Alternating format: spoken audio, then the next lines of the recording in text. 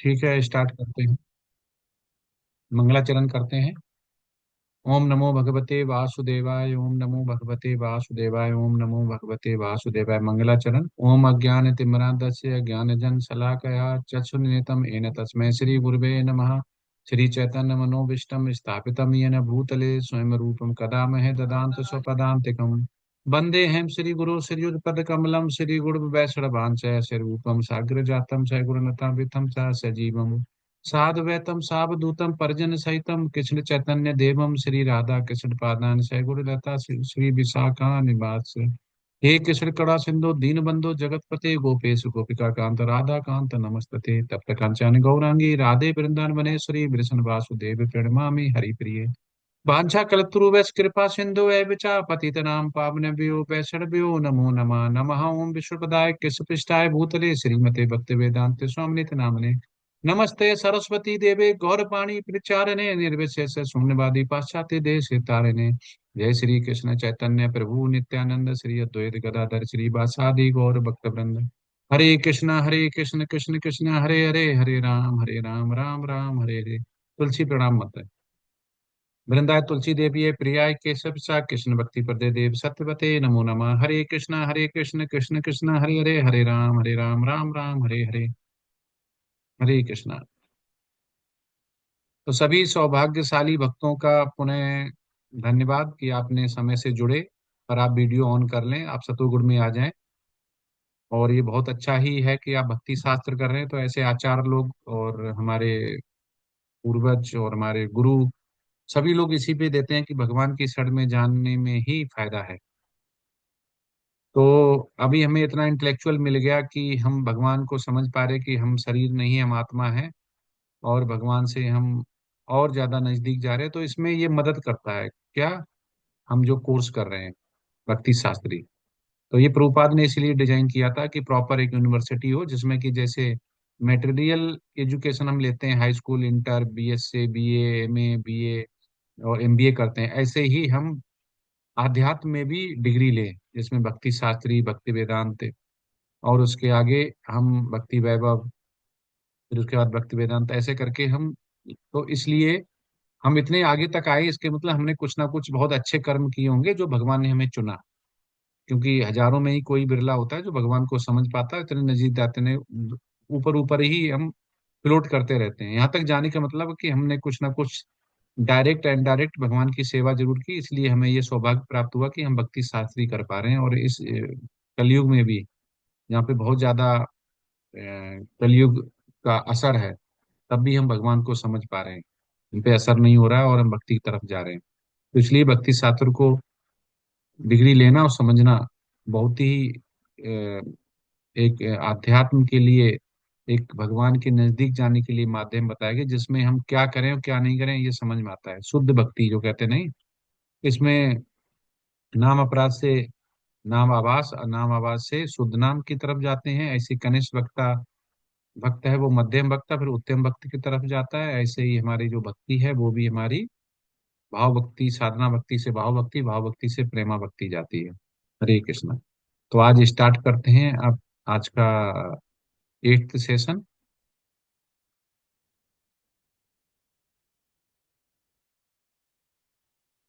आशा करते हैं आपको दिख गया होगा पूरा। ठीक है। स्लाइड विजुअल है, आवाज आ रही है? जी प्रभु जी आ रही है। जी प्रभु जी, लिख आवाज आ रहे हैं। हाँ, धन्यवाद माता लिख जी रहे हैं। कंफर्म करने के लिए। तो जैसे हमने बोला, भक्ति शास्त्र में पहली स्लाइड हमेशा हमारे गुरु जो संस्थापक आचार्य हैं सिरिल प्रपात की आती है, क्योंकि उन्हीं से हम जुड़े हुए गुरु शिष्य परंपरा में। उन्हें बहुत अच्छी बुक्स लिखी हैं और ऐसे कोर्स डिजाइन किए हैं जिससे कि हम लगातार भक्ति में जुड़े रहते हैं और धीरे धीरे हम भक्ति की तरफ और बढ़ते चले जाते हैं। इसलिए सिरिल प्रपात की जय, गुरु महाराज की जय। इनकी वजह से ही आज हम यहाँ बैठे हुए हैं और इनकी वजह से ही हम ये सीख पा रहे हैं कि हम शरीर नहीं आत्मा है और हमें भक्ति कैसे करनी है और और सेवा कैसे करनी। भगवान सेवा से बहुत खुश होते हैं। तो प्रभुपाद ने हमें सेवा में लगाए हुए, इसमें हम सेवा, जो भी हमें सेवा मिलनी चाहिए, मिली मिले, वो हमें करनी चाहिए। उसमें कुछ भी हम ऐसा ना निकालें जो ना कर पाए। मना नहीं करना चाहिए, मतलब ये है। पाठ 7 का पुनर्वलोकन करेंगे और आज हम पाठ 8 पढ़ेंगे। तो पाठ 7 में हमने क्या पढ़ा अभी तक? श्री विग्रह की पूजा की महिमा पर चर्चा की। श्री विग्रह की पूजा कैसे करें और क्या ना करें। बहुत ही भावपूर्ण ढंग से कृष्ण से प्रार्थना करना बताया, जिसमें असुर निकल आते हैं। लौल्यम और लालसामयी के महत्व पर चर्चा की। जीवन के कष्टों के प्रति उपयुक्त मनोवृत्त को भक्ति के अनुसार संदर्भ में वर्णित किया। दक्षिण भारतीय ब्राह्मण के उदाहरण से लिए गए सामान्य सिद्धांतों पर चर्चा की और बताया कि कैसे एक सिद्धांतों को व्यक्तिगत रूप से लागू किया जाता है, क्योंकि हम मानसिक भोग भी लगा सकते हैं। जैसे कि दक्षिण भारतीय ब्राह्मण ने मानसिक भोग लगाया और उसकी उंगली जल गई कि उसने जब देखा कि ये खीर बहुत गर्म है, जबकि वास्तव में खीर उसके सामने नहीं थी, पर वो मानसिक सब सोच रहा था और मानसिक भोग लगा रहा था। तो इसके मतलब क्या है, भगवान को हम कहीं पे भी रहते हुए मानसिक भोग लगा सकते हैं, तो भी हमें उतना ही फल मिलेगा जितना कि हम अर्श विग्रह को लगाते हैं। लेकिन ये कब लागू होता है? जब हम ऐसा ना कर पाए। ऐसा नहीं हमेशा के लिए कि लगा पा रहे हैं तो भी नहीं। तो आज पाठ 8 है दिव्य सेवा के रूप। आज इसको समझते हैं। साधना भक्ति के 64 भाग थे, अध्याय 6 से 13, उसमें 64 अंग को यहाँ पे विस्तृत बताया गया है, जो पिछली बार भी हमने पढ़ा। जिसमें 1 से 20 जो प्राथमिक हैं, वो 1 से 10 हैं प्रवृत्ति करना, और एक है निर्वृत्ति नहीं। और 44 जो 44 हैं वो अतिरिक्त अंग हैं, जिसमें 21 से 59 है वो साधना के अंग बताए गए हैं। और 5 जो हैं, 159 साधना के 5 सबसे शक्तिशाली अंग बताए गए हैं। तो चैप्टर 6 से 13 का अवलोकन जो आइटम है उनको कैसे बताया गया कि 6 जो भक्ति सेवा का निर्वहन कैसे करें। 6 चैप्टर है, उसमें अवलोकन 64 का भक्तिमय सेवा का निर्वहन कैसे करें। चैप्टर 7 में जो है भक्तिमय सिद्धांतों के संबंध में साक्ष्य 1 से 18 श्लोक। 8 अपराध जिनसे बचना चाहिए 19। 9 भक्तिमय सिद्धांतों के बारे में आगे विचार 20 से 42। 10वां सुनने और याद रखने की तकनीक 43 से 46। 11 दिव्य सेवा के रूप 47 से 53। 12वां दिव्य सेवा से अनुरूप जिसमें 54 से 59। और भक्तिमय सेवा के 5 शक्तिशाली रूप 60 से 64। अब यहाँ पे पेज 57 पे प्रभुपाद क्या बता रहे हैं कि जैसा कि प्रारंभ में कहा गया है कि भक्ति सेवा का नियामक सिद्धांत यह आदेश देता है कि हमारी सभी इंद्रियों को भगवान की सेवा में नियोजित किया जाना चाहिए। वास्तव में उन्हें कैसे नियोजित किया जा सकता है, इसका वर्णन ऊपर 64 अंगों में किया गया है। तो हमारा क्या बताया कि सारी इंद्रियां हैं भगवान की सेवा में लगना चाहिए। मेन चीज यही बताया गया है। भगवान की सेवा में जब लगेंगी तो हमें और ज्यादा भक्ति में आनंद आएगा, और हम कहाँ जाएंगे? भगवान के धाम जाएंगे। बड़ा आश्रम धर्म में साधन भक्ति। अब कह रहे वर्ण जो आश्रम है, 4 वर्ण और जो आश्रम है उसमें हम साधन भक्ति। तो साधन भक्ति ही हम अभी लोग कर रहे हैं। उसके बाद हमारा नेक्स्ट स्टेज आता है, वो भाव भक्ति आता है, फिर उसके बाद प्रेमा भक्ति आता है। तो साधन भक्ति में क्या बताया गया है? श्रीमद् भागवतम 11.20.9 में भगवान स्वयं कहते हैं कि किसी को वर्ण और कर्म के निर्धारित कर्तव्यों को तब तक पूरा करना चाहिए जब तक कि वह मेरी लीलाओं और गतिविधियों के बारे में सुनने के लिए सहज लगाव विकसित नहीं करता। ये सभी चीजें व्यक्तियों के लिए अनुशंसित हैं जिन्होंने कृष्ण भावनामृत विकसित नहीं किया है। तो यहाँ पे क्या बताया गया है कि ये सभी चीजें व्यक्तियों के लिए अनुशंसित हैं। तो हमें क्या करना है? हमें लगाव विकसित करना है किसके? भगवान की पूजा अर्चना और भगवान की नजदीक जाने के लिए। वास्तव में प्रकट शास्त्रों में ऐसी सभी गतिविधियों की संस्तुति केवल व्यक्ति को कृष्ण भावनामृत के बिंदु तक लाने के लिए की जाती है। लेकिन जिसने पहले ही कृष्ण के प्रति सहज लगाव विकसित कर लिया है, उसे शास्त्रों में निर्धारित कर्तव्यों को पूरा करने की आवश्यकता नहीं है। तो कह रहे हैं कि प्रकट शास्त्रों में ऐसी सभी गतिविधियों की संस्तुति केवल व्यक्ति को कृष्ण भावनामृत के बिंदु तक लाने के लिए की जाती है। मतलब कि जो श्रीमद् भागवतम या भगवत गीता या प्रभुपाद जितनी बुक्स हैं, उनका एक ही काम है कि हमें भगवान श्री कृष्ण के कृष्ण भावना भावित बनाना, उनके नजदीक ले जाना। जहां तक हमारा संबंध है, कृष्ण भावना भावी जब तक जीवन की हमारी शारीरिक अवधारणा पूरी तरह से समाप्त नहीं हो जाती।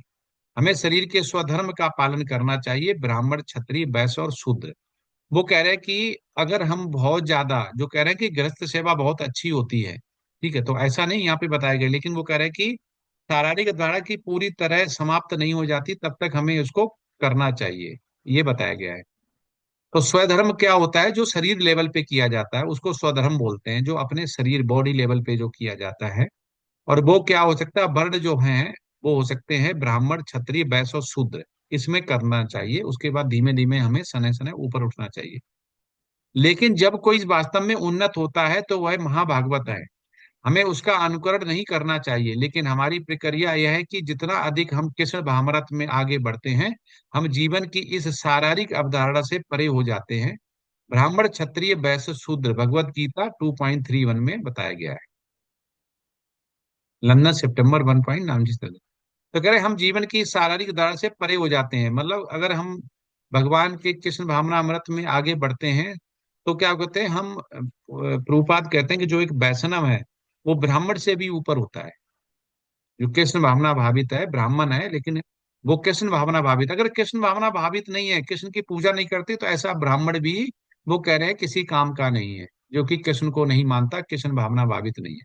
लेकिन जो कृष्ण भावना भावित ब्राह्मण है, वो वैष्णव है, वो जो ब्राह्मण है, जो वर्ण का ब्राह्मण है, उससे भी ऊपर उसको माना गया है। इसलिए प्रभुपाद यहाँ पे ये लिख रहे हैं। भक्ति में ज्ञान वैराग्य। कुछ विद, कुछ विद्वानों का सुझाव है कि ज्ञान और त्याग स्वयं को भक्ति सेवा में ऊपर उठाने के लिए महत्वपूर्ण कारक है, लेकिन असल में ये सच नहीं है। तो वो कह रहे हैं कि कुछ लोग ये सोचते हैं कि बिल्कुल ही छोड़ो घर बार चलो हरिद्वार, जो एक कहावत है ना, कि बोलते हैं इससे हमें भक्ति आ जाएगी। ऐसा नहीं, अकेले में जाने के बाद अगर आपका शुद्ध नहीं है मन, तो आपको विचार गलत और ज्यादा आएंगे। तो यहाँ पे यही बोला गया है कि ऐसा नहीं है कि आप भज्ञान और त्याग कर लेंगे तो भक्ति में आगे बढ़ जाएंगे, ऐसा जरूरी नहीं है। अगर मन शुद्ध नहीं है तो आप ज्ञान वैराग्य या त्याग कर लेंगे तो भी कोई फायदा नहीं है। आपको वो चीजें याद आती रहेंगी, कभी भी वापिस आ सकते हैं और पतन हो सकता है। तो यहाँ पे देखो, फोटो में दिखाया गया है कि एक बाबा है, वो कीलों पे बैठे हुए हैं और कील पे बैठ के ये भ्रमित कर रहे हैं लोगों को कि हमें शक्तियां हैं। तो ये क्या है? ये ऐसा ज्ञान है जो कि अपूर्ण है, पूर्ण नहीं है, अपूर्ण है। इसे कील पे बैठने से कुछ नहीं होगा। हमें भगवत गीता, श्रीमद् भागवतम को समझना पड़ेगा कि भगवान ने क्या बोला है, क्या लीला की है। इससे लोगों को बेवकूफ बनाया जा सकता है। ऐसा ज्ञान जो भगवान को कृष्ण भावना भावित नहीं बनाए, वो ज्ञान को अज्ञानता बोलते हैं प्रभुपाद। हम अंधकारमय की तरफ कब जाते हैं? कृष्ण भावना भावित जब नहीं होते, जब हमें अज्ञानता होती है। तो हमें ज्ञान ऐसा लेना है जिससे कि अज्ञानता जो है वो चली जाए। वास्तव में ज्ञान या त्याग की खेती जो कृष्ण भावनामृत में एक स्तर प्राप्त करने के लिए अनुकूल है, शुरुआत में स्वीकार की जा सकती है, लेकिन अंततः उन्हें अस्वीकार भी किया जा सकता है। वो कह रहे हैं कि ज्ञान या त्याग है, कर सकते हो, लेकिन कृष्ण भावना अमृत करने के लिए। लेकिन ऐसा नहीं कि आपने ज्ञान और वैराग त्याग कर दिया लेकिन कृष्ण भावना भावित नहीं हुए, कृष्ण की भक्ति नहीं कर रहे हैं और छोड़ दिया, तो आपको असफलता मिलेगी, आप गिर जाएंगे। नेक्टर ऑफ डिवोशन पेज 113 से प्रभुपाद ने ये लिखा है। ज्ञान वैराग इन भक्ति, मानसिक चिंतन और योगाभ्यास की कृत्रिम तपस्या भौतिक कलमश से मुक्त होने के लिए अनुकूल हो सकती है, लेकिन वे व्यक्ति के हृदय को कठोर से कठोर भी बनाती हैं। वे भक्ति सेवा की प्रगति में बिल्कुल भी मदद नहीं करेंगे। तो एक देखो, बाबा दिखाएंगे, इस बार भी कुंभ में आए थे जिनका 8-10 साल से हाथ ऊपर है, उन्होंने नीचे नहीं किया। तो ये क्या, ये एक तरह योग अभ्यास है। इनका मन है वो भगवान पे लगना चाहिए, पर इन्होंने जो मन है और जो अपना तन है, जो धन है, वो किसमें लगा रखा है? योग में लगा रखा है। जैसे हठ बोलते हैं, हठ में लगा रखा है कि योगाभ्यास कर रहे हैं। लेकिन इससे क्या हल होगा? इससे इनका शुद्धता या पवित्रता तो आएगी, पर ये कृष्ण भावना भावित नहीं हो पाएंगे। इनको भगवत नाम नहीं मिलेगा, क्योंकि ये भगवान को याद ही नहीं कर रहे हैं। ये केवल तपस्या जैसा कर रहे हैं, जो कि इनके पास ज्ञान है उसकी तरह से ये वैराग्य ले रहे हैं कि ऐसा करने से भी मोक्ष प्राप्त होगा। लेकिन ये क्या है? इससे कलमश जो हैं, भौतिक, वो तो जा सकते हैं। कोई बाबा समझ के इनके पास आ सकता है, भोजन दे सकता है, प्रसादम पा सकते हैं, कलमश जा सकते हैं, लेकिन इससे कृष्ण भावना भावित या जो कहते हैं भगवत धाम, भगवान का या प्रेम जो है वो नहीं मिलेगा। ऐसा यहाँ पे प्रभुपाद समझाना चाह रहे हैं। युक्त वैराग्य। श्री रूप गोस्वामी फिर अनुशंसा करते हैं कि व्यक्ति को भौतिक इंद्रिय तृप्त में आसक्त नहीं होना चाहिए, बल्कि हर उस आनंददायक वस्तु को स्वीकार करना चाहिए जो केसर से संबंधित है। यहाँ पे इसलिए ये लिखा गया है कि प्रभुपाद देखो एक बहुत महंगी गाड़ी में बैठे हुए हैं, तो ये लगे कि एक साधु संत इतनी महंगी गाड़ी में क्या कर रहा है, पर इस गाड़ी का यूज किसके लिए हो रहा है? प्रभुपाद के लिए, जो कि भगवान के शुद्ध भक्त हैं, जो मुक्त आत्मा है, और भगवान के कृष्ण भावनामृत के लिए अमेरिका में जिन्होंने प्रचार प्रसार किया। तो इस समय गाड़ी किसके लिए यूज हो रही है? भगवान श्री कृष्ण के लिए। तो भगवान श्री कृष्ण के लिए, भगवान श्री कृष्ण के द्वारा जो भी चीजें दी गई हैं उनके लिए अगर यूज करते हैं, जैसे अपना धन हो गया, मन हो गया, वाणी हो गई है, जैसे हम प्रीचिंग कर रहे हैं तो जो भगवान ने हमें तन दिया और ऐसा हम बोल पा रहे हैं, ऐसी वाणी दी, ऐसा ज्ञान दिया, तो ये युक्त वैराग्य बोलते हैं। जो हमारे पास है उसको भगवान के लिए यूज करना, उसको योग्य वैराग्य, उसको बोलते हैं युक्त वैराग्य। ठीक है। तो ऐसे प्रभुपाद जो यूज कर रहे हैं वो भगवान के लिए यूज कर रहे हैं, अपने लिए यूज नहीं कर रहे हैं, इंद्रिय तृप्ति के लिए नहीं कर रहे हैं, करना भी नहीं चाहिए, ऐसा यहाँ पे इसका मीनिंग है। युक्त वैराग्य, मनुष्य को ऐसी किसी भी वस्तु का त्याग नहीं करना चाहिए जिसका उपयोग भगवान की सेवा में किया जा सके। अब हो सकता है आप बोले लाओ मेरे पास पैसा है, सब सब कुछ, इसको त्याग कर देते हैं, दान देते हैं, मेरे पास घर है, मेरे पास ये नहीं। वो कह रहे हैं इसको त्याग नहीं करना है, इसको भगवान के लिए लगाना है।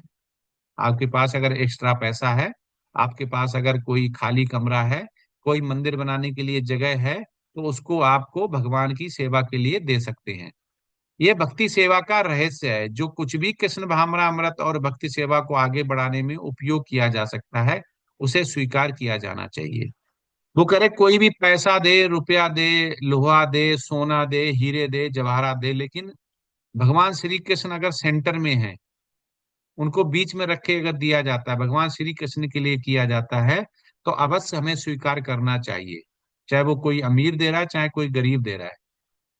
तो प्रभुपाद से एक बार यूके में पूछा गया कि आपके पास इतनी महंगी महंगी गाड़ियां वाले मालिक आते हैं, मिलते हैं, उन गाड़ियों में बैठ के जाते हैं, तो आपको ये नहीं लगता कि आप ये इंद्रिय आसक्ति जैसा नहीं लगता है? वो बोले नहीं, ये भगवान का दिया हुआ है और मैं प्रीचिंग कर रहा हूँ भगवान के लिए, और भगवान के लिए ही स्थान देख रहा हूँ मंदिर स्थापना के लिए, तो इस गाड़ी का यूज है भगवान के लिए कर रहा हूँ, तो ये कोई इंद्रिय आसक्ति नहीं है, ये भगवान के लिए युक्ता वैराग्य है। तो इस समय हम मोबाइल का यूज कर रहे हैं, लैपटॉप का यूज कर रहे हैं, ये सब क्या है? युक्ता वैराग्य है। हम भगवान की सेवा करने के लिए, भगवान की बाणी सुनने के लिए हम ये इसको यूज कर रहे हैं, तो ये किस में आएगा? युक्त वैराग्य में आएगा। अनासक्त विषयान इर्ताहम उपजनता है निर्बंध कृष्ण संबंधे युक्त वैराग्यम उच्चते, 1.2.255 में ये बोला गया है। जब कोई किसी चीज से आसक्त नहीं होता है लेकिन साथ ही कृष्ण के संबंध में सब कुछ स्वीकार करता है, तो वह सही वास्तव में स्वामित्व से ऊपर स्थित होता है। तो इसमें बोला गया कि किसी चीज से आसक्त नहीं होता, हमें किसी चीज से आसक्त नहीं होना चाहिए, उसका यूज तो करना चाहिए, लेकिन हमें उसी समय कृष्ण से हमारा जो संबंध है वो भी स्वीकार करना चाहिए। और वास्तव में जो चीज हमें मिली हुई है उसका असली पुरुषोत्तम स्वीक और जो मालिक है वो कौन है? स्वामित्व किसका है? भगवान श्री कृष्ण का। हमारा कुछ भी नहीं है, हमारा शरीर, हमारा पैसा, हमारा घर, हमारा बेटा, पत्नी, सब कुछ कौन है? किसका है? सब भगवान श्री कृष्ण का है। तो इसको सबसे बड़ी अज्ञानता ये होगी कि इसे हम अपना समझ बैठे हैं, हमारा कुछ भी नहीं है। तो इसलिए हमें ये समझना पड़ेगा, आसक्त नहीं होना है, ये सब भगवान श्री कृष्ण का है।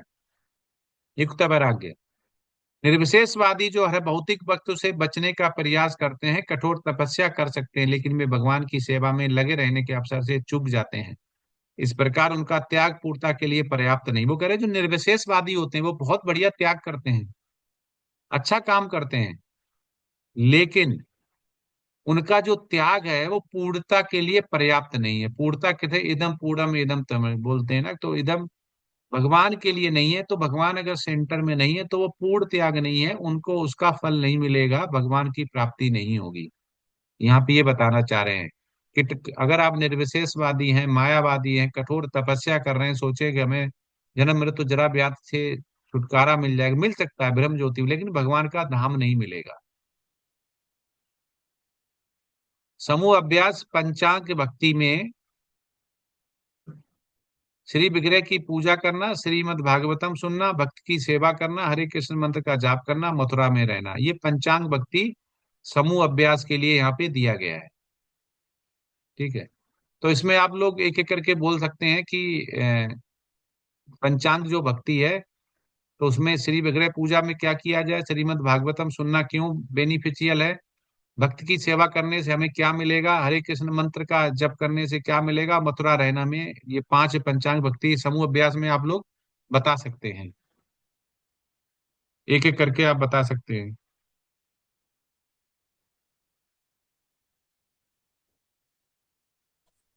हरे कृष्णा प्रभु जी। हाँ, हरे कृष्णा। हाँ प्रभु जी, मैं भक्तों की सेवा करना इस पे कुछ कहना चाहूंगी।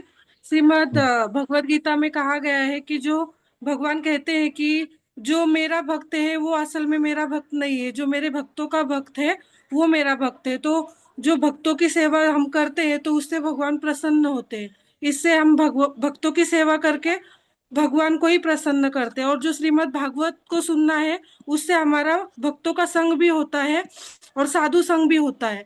इससे हम उनकी वाणी को सुनकर अपने जीवन में कुछ पॉइंट्स उतारने की कोशिश कर सकते हैं प्रभु जी। हम्म। ओके। और उसके अलावा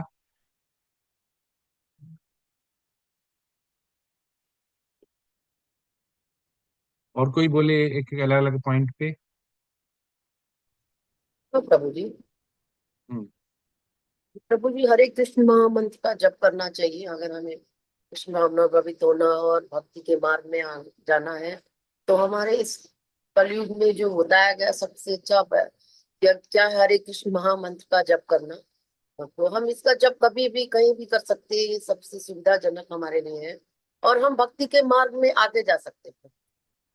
तो ये पंचांग भक्ति से होगा क्यों, यहाँ पे क्यों ये सार बताया गया कि ये पांच चीजें हमें जरूर करना है? श्री विग्रह की पूजा करना, श्रीमद् भगवतम सुनना, भक्त की सेवा करना, हरे कृष्ण मंत्र का जप करना, मथुरा में वास करना। प्रभु जी, पंचांग वर्ती ये चारों नियम, पहले भगवान की पूजा करना, फिर उनका भागवतम भगवान के बारे में सुनना उनकी, और फिर उसके लिए भक्तों की सेवा करनी चाहिए हमें, मतलब भक्ति के मार्ग में आगे बढ़ने के लिए ये पांच चीजें बताई गई हैं। हम्म। इसमें क्या है, इसीलिए ये पंचांग भक्ति बोला गया कि अगर ये पांच अंग जो भक्ति के अगर ये कर लेते हैं, तो प्रभुपाद ये बोलते हैं कि आपका जरूर ही प्रगति होगी, कृष्ण भावना भावित होंगे और आप शुद्ध सतोगुण में जाएंगे। क्या करना है इसमें? श्री विग्रह की पूजा करना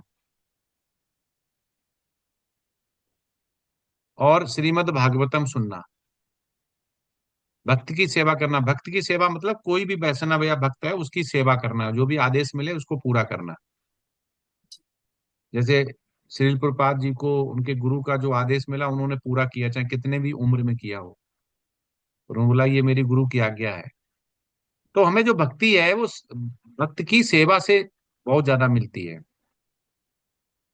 ठीक है, तो इसको ऐसे भी समझ सकते हैं कि भक्त की सेवा अगर हम करते हैं तो हमारा जल्दी से भक्ति की तरफ हम प्रगति होती है, क्योंकि हम अपराध नहीं कर पाते, भक्त के सामने हम अपराध नहीं कर पाते हैं, और वो हमें अपराध जो कर रहे होते हैं वो भी बताते जाते हैं कि ये अपराध हो रहा है, क्योंकि वो पहले से भक्ति में है इसलिए। तो भगवान कहते भी हैं कि जो मेरे भक्त का सेवा करता है उससे मैं बहुत प्रसन्न होता हूँ। और भगवान कहते हैं कि कोई मेरा अगर इंसल्ट कर दे या मेरा बुरा भी कर दे तो भी मुझे कुछ नहीं होता है, लेकिन मेरे भक्त का नहीं करे तो मुझे लगता है। अब देखो, इससे ये जान सकते हैं कि जब युद्ध हो रहा था तो एक दिन में लगभग, जब युद्ध हुआ तो भीष्म पितामह जी ने जब प्रतिज्ञा की कि सारा विनाश कर दूंगा, तो एक दिन में 10,000 सैनिक मारते थे वो। लेकिन पांच पांडव को भगवान ने बचा के रखा। कितना युद्ध हुआ, उन पांच पांडव को खरोंच तक नहीं आई। और डेली 10-10 हजार सैनिक मारे जा रहे, इतना घनघोर युद्ध हो रहा था। तो ये क्या है? भगवान के प्रति शरणागति है। तो भगवान ने, और यहाँ पे क्या होता है कि भगवान को ये भक्ति का सेवा नहीं मिलता है। भगवान, हम भक्त लोग तो भगवान की भक्ति कर सकते हैं, लेकिन भगवान किसकी भक्ति करें? तो उससे वो वंचित रह जाते हैं। उसको समझने के लिए श्री कृष्ण चैतन्य महाप्रभु राधा कृष्ण के रूप में आए, जिससे वो भक्त और भक्ति को समझ सके, क्योंकि भगवान उस समय उस भाव में नहीं थे। लेकिन जब वो भक्त बन के आए तो उन्होंने भक्त और भक्ति को दोनों को देखा, उसको समझा, इसीलिए उन्होंने हमें जो हरे कृष्ण महामंत्र दिया। और हरे कृष्ण मंत्र का जप करना कलयुग में, ये बोला गया है कि हरे कृष्ण का मंत्र का जाप करते हो तो आपको भगवत धाम मिलेगा। मथुरा में रहना, वास करना, जो भी मथुरा में वास करता है तो उसको बहुत जल्दी शुद्ध सतोगुण मिलता है। अगर वास भी नहीं कर पा रहे तो वहां पे जरूर जाना चाहिए, दर्शन करना चाहिए, विजिट करना चाहिए, ऐसा यहाँ पे बोला गया है।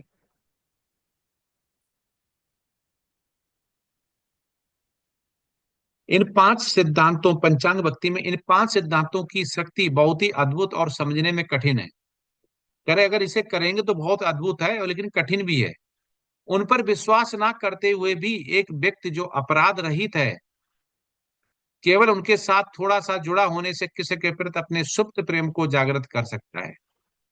तो जैसे सबसे अच्छा उदाहरण क्या है कि जब हरिदास ठाकुर के पास जब वेश्या को भेजा गया, जिसका कि हरिलक्ष्य नाम था,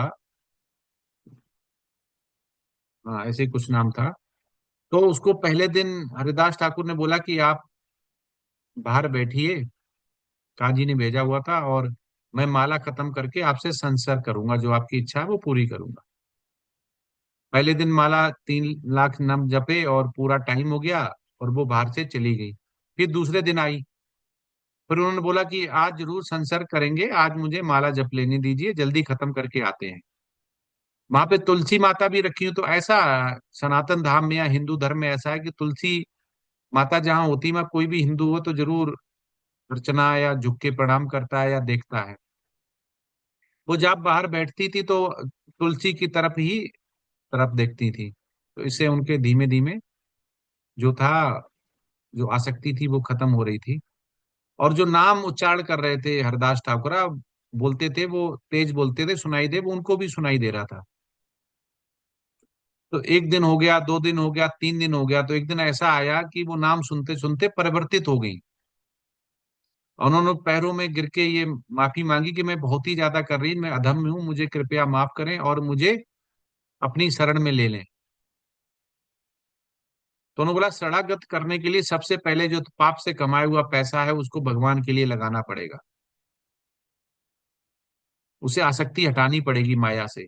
उन्होंने वो भी तैयार कर लिया, बोला कि और भक्तों की सेवा करनी पड़ेगी, भक्तों की सेवा करने के लिए उनको लगा दिया जिससे उनके पाप धुल जाए। पर ऐसा नहीं होता है।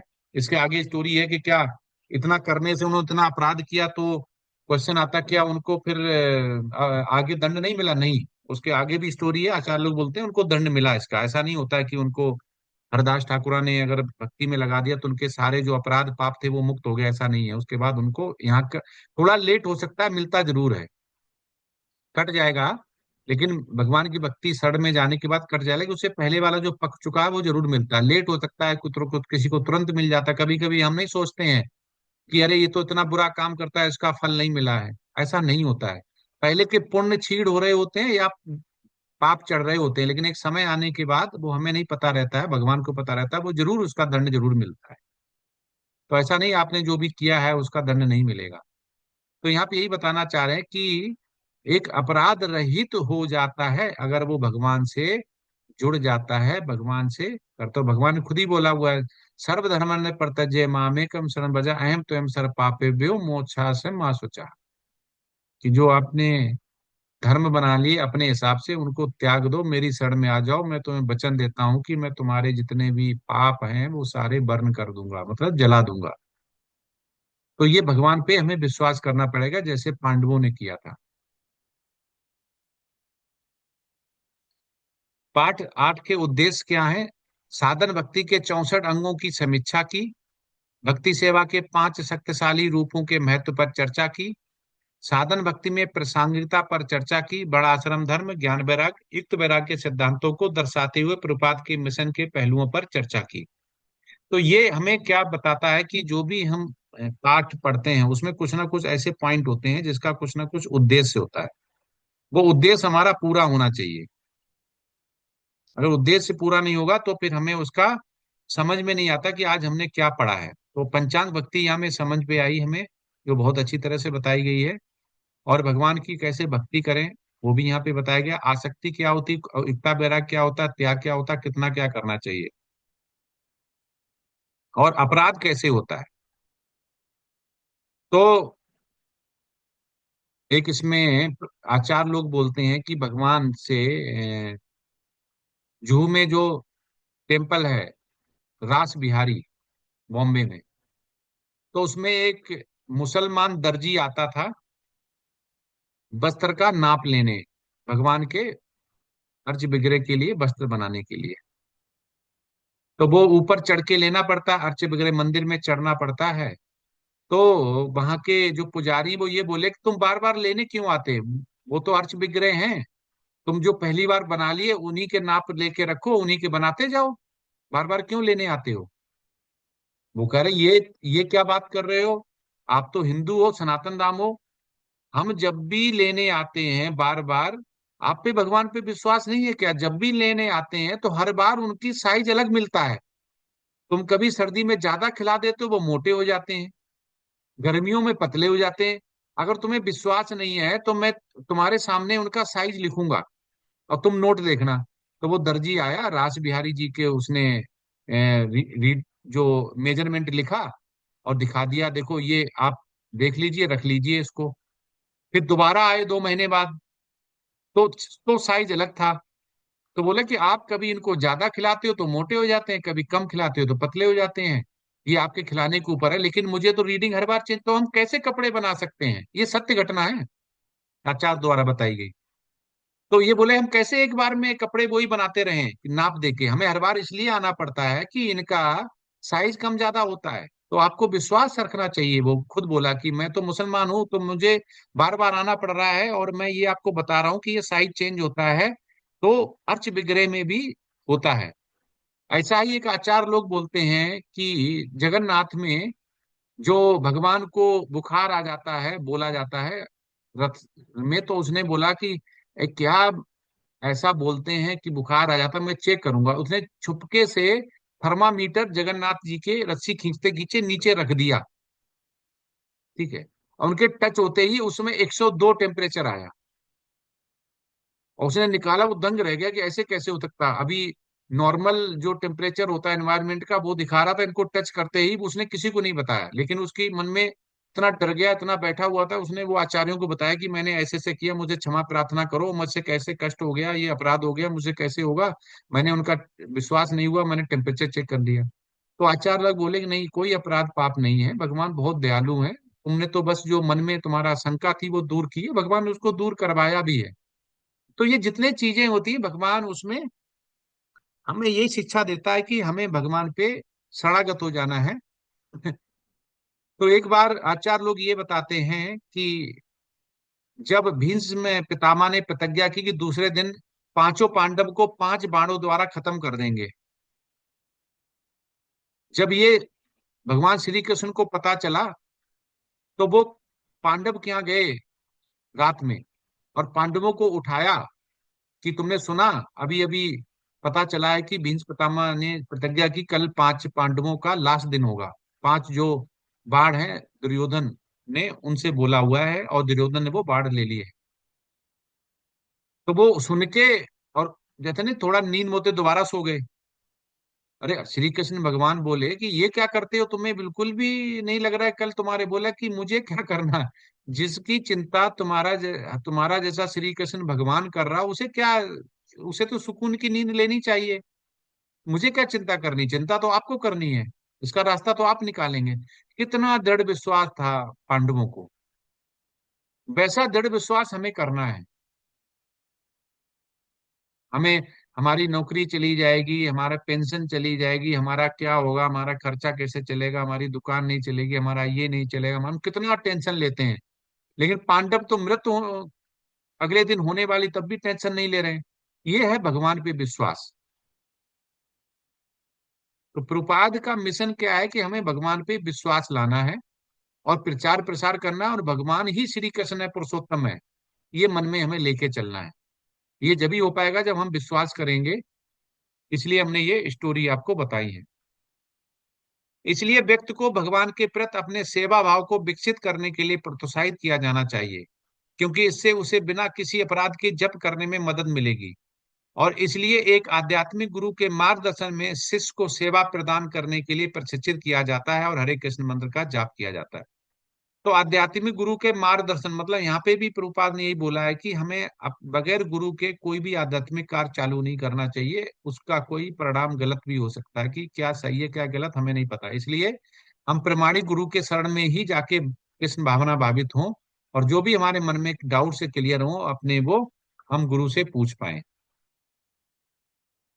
जैसे ही कोई अपनी सहज सेवा भावना विकसित करता है, वह तुरंत महामंत्र के पवित्र नामों की परलौकिक प्रकृति समझ सकता है। वो कह रहा है कि एक बार आप ये सोचेंगे, एक माला जप करेंगे, जब आपको आनंद आएगा, उसकी पारलौकिक समझ जाएंगे, तो आप एक के बाद दो, दो के बाद तीन, तीन के बाद आठ, 16 माला जप करेंगे और दीक्षा भी ले लेंगे। इतना गहन आपका विश्वास हो जाएगा भगवान के इस पवित्र नाम पर, इस संकीर्तन महामंत्र पर।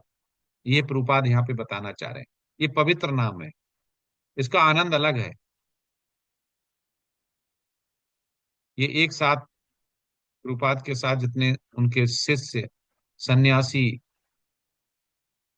हैं वो हैं। तो ये आज का अध्याय यहीं तक था, समाप्त होता है। अभी किसी का कोई प्रश्न हो तो आप पूछ सकते हैं। अटेंडेंस लिंक डाल दीजिए, प्रभु जी बोल रहे हैं। जी प्रभु जी। हाँ। अभी कोई किसी का प्रश्न हो, पूछ सकते हैं। आज का हुआ। प्रभु जी हरे कृष्ण। हाँ। हरे कृष्णा प्रभु जी। हरे कृष्ण। जी प्रभु जी, आपने जो 5 सिद्धांत बताए थे उसमें मथुरा में वास करना, लेकिन नेक्टर ऑफ डिवोशन में यहाँ पे भी बताया गया, द्वारिका में भी 6 महीने 3 महीने। हाँ, ये मथुरा में वास करने का मतलब यह है कि हमें अगर वास नहीं कर पा रहे, क्योंकि अगर वहां वास कर जाते तो प्रगति बहुत ज्यादा होगी। अगर वास भी नहीं कर पा रहे तो हमें वहां पे जाना जरूर चाहिए। मतलब इसका ये है कि सभी के लोग, वैसे तो जहां पे वैष्णव है वहीं पे मथुरा है, वहीं पे वृंदावन है, लेकिन जी आचार्य लोग ऐसा बोलते हैं कि हमें वहां पे जरूर दर्शन करने जाना चाहिए। इसका मतलब ये है। जी जी। अगर रह लेते तो बहुत ही अच्छा है। पांचों पूरे जैसे प्रभुपाद ने भी लास्ट समय में वृंदावन में ही वापस आए हैं। लेकिन बास का ये बोला कि अगर बास हो जाए तो बहुत अच्छा, कोशिश करनी चाहिए। अगर नहीं हो पाता है तो जाना जरूर चाहिए। जी प्रभु जी, धन्यवाद प्रभु जी। हरे हरे कृष्ण। कृष्ण प्रभु जी, आपको ना क्लास में वो अटेंड उसके मॉर्निंग जपा से मतलब वो ना मंगला आरती के लिए सब सीरियसली हाँ। आए, थोड़ा सा बोलना बोल दीजिए। हाँ, भक्ति शास्त्र के जितने भी स्टूडेंट हैं, तो देखो मंदिर से भी इंस्ट्रक्शन आए हुए हैं कि मॉर्निंग में 4:30 से आपको मंगल आरती में आना कंपलसरी है। भक्ति शास्त्री, भक्ति वैभव लेवल 4 जो भी हैं उनको कंपलसरी है 4:30 पे आना, वीडियो ऑन करना। उसके बाद मंगल आरती होने के बाद आपको जपा सेशन में भी रहना है वीडियो ऑन करके। उसमें अटेंडेंस लग रही है, फिर आप ये नहीं बोलें कि मेरा अटेंडेंस नहीं लगा, अटेंडेंस नहीं आया, मेरा भक्ति शास्त्री का डिग्री नहीं आया, मुझे क्यों रोक दिया गया है। क्योंकि भक्ति शास्त्री का ऐसा, आप 16 माला कर रहे हैं, भक्ति शास्त्री भी कर रहे हैं, सब कुछ मिल रहा है, लेकिन सुबह मंगला आरती में नहीं आ रहे हैं, तो इसका मतलब भगवान पे दृढ़ विश्वास ही नहीं है और जपा में नहीं आ रहे। तो आपको मॉर्निंग में जरूर आना है, जितने लोग पैटर्न हैं। मैंने हरे कृष्णा पैटर्न मैंने बता ही रखा कि कैसे आना है आपको। अपने नाम के साथ BS स्पेस डालकर हिंदी, फिर स्पेस डालकर अपना नाम ऐसे लिखना है। और कंपलसरी है, सभी से रिक्वेस्ट है कि आप सभी आए। 4:30 to 5:20 तो है ही टाइम, उसके बाद जपा सेशन भी आप लोग अटेंड करें। तो ये सारी चीजें हैं, कंपलसरी है ये आना। मैं अटेंडेंस लूंगी आप सबकी। आप लोग का पर्सनल लेवल पे अटेंडेंस नहीं होगा, आप ऐसे ही होगा, सभी पूरे ग्रुप का अटेंडेंस होगा। तो इसलिए फिर आपको पर्सनल, हर एक का पर्सनल नहीं देखा जाएगा कि हाँ ये मेंबर आया है ये मेंबर नहीं आया। वो नहीं, रुक जाते हैं। जी हरे प्रभु। कृष्णा प्रभु जी। हाँ। प्रभु जी ऐसा है कि हम तो का 5:20 तक तो रहबई करते हैं। जपा हमारा का प्रभु जी 8 से शुरू हम का करते हैं, तो क्या ये सत्र में भी हमारा तो 8 बजे से टाइम पाते हैं का प्रभु जी? जैसा है हम्म। आपकी। नहीं, मंगल आरती में तो आने ही आना है कम, और अगर जपा में भी रहते तो बहुत अच्छा है, लेकिन मंगल आरती में आए और वीडियो हाँ, ऑन करके रखें। वीडियो ऑन और करके रहना है का प्रभु जी, और का पूरा 4:30 to 520 तक तो रहना अनिवार्य है हमारा प्रभु जी। तो जपा उसमें वाले जो में माता जी ने जैसे बताया, BS डैश हिंदी जी डैश नाम जी जी लिख के रखें, जैसे पता चल जाएगा। जी प्रभु जी, आप जैसा इंस्ट्रक्शन रहेगा हम वैसा ही करेंगे। बस एक एक शंका था, जपा वाले में क्या रहना बिल्कुल ही अनिवार्य है? तो फिर हम, नहीं, क्योंकि जितना हमारा, रह सक जितना कुछ देर, देखो, रहना अनिवार्य तो है, लेकिन पूरा नहीं रह पा रहे हैं समय तक, कुछ काम है, ऑफिस जाना है, कुछ जी ऐसा तो जी ठीक है, लेकिन जब तक रह पा रहे हैं तो जपा में भी रहना अनिवार्य है प्रभु जी। जी प्रभु जी, जी प्रभु जी, जी हाँ, जी प्रभु पर जी, उसमें ऐसा प्रभु बंदिश नहीं कि पूरे टाइम तक रहना है। जी जी जी, हरे कृष्णा प्रभु जी। पर मंगल आरती कंपलसरी है, जपा जी ज्वाइन करना कंपलसरी है। जी प्रभु प्रभु जी जी, वो साधना तो हम चार्ट का और साधना चार्ट जो आपको ग्रुप में भेजा गया है वो डेली भरना है, उसी से आपका आगे प्रगति जो प्रभु है जी ऐसा है, देखा हाँ, जाएगा। साधना चार्ट हम भर नहीं पा रहे हैं कि प्रभु जी, क्या इसको मैनुअल हो सकता है? प्रभु जी अभी प्रभु जी मैंने सॉरी त्रिलोकीनाथ प्रभु जी, मैंने ना माता जी से पूछा था जी कि साधना चार्ट अगर कोई मतलब वैसे तो सबका मोबाइल में भी ओपन हो रहा है, माता जी ने बताया मुझे कि मोबाइल में भी ओपन हो रहा है, चाहे छोटा मोबाइल हो चाहे बड़ा मोबाइल हो ओपन हो रहा है। और उस पे डेस्कटॉप पे यानी कंप्यूटर पे या लैपटॉप पे भी ओपन हो रहा है। अगर फिर जी भी किसी को प्रॉब्लम आ रही है तो वो प्रिंट लेकर और उसको जी हाथ से फिल करके जी वीकली रिपोर्ट मुझे भेज दीजिए। जी जी, ये तो हम कर देंगे का माता जी। हाँ, पर ये सभी के लिए नहीं है, जो बिल्कुल नहीं कर पा रहा सिर्फ उसके लिए कि भाई वो बिल्कुल कर ही नहीं पा रहे हैं। लेकिन ऐसा नहीं है कि भाई सब यही पैटर्न यूज करेंगे, क्योंकि टेम्पल में उसमें ना स्कोर ऑटोमेटिक ऐड होते हैं।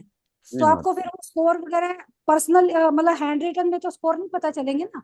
तो इसीलिए जिस जो नहीं भर पा रहा सिर्फ उसके लिए ये फैसिलिटी वो है। लेकिन बाकी सब उसी फॉर्म में भरेंगे जिसमें आपको शेयर किया गया है। माता जी एक चीज और हमें का समझना है।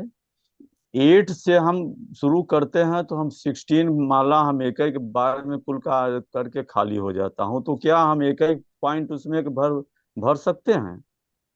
प्रभु जी उसमें ना टाइम लिमिट लिखी हुई है कि आप 6 बजे से पहले कितनी करते हैं, फिर 6 से 8 बजे के बीच में कितनी करते हैं, और 8 से 10 बजे के बीच में कितनी करते हैं। तो बस आप जी उसमें आप उसका कॉलम में 8 से 10 बजे के टाइम के बीच में अपना 16 लिख दीजिए और उसके अकॉर्डिंग मार्क्स मिल जाएंगे। उसमें मेरे जी ख्याल से 2 या 3 माता जी, मार्क्स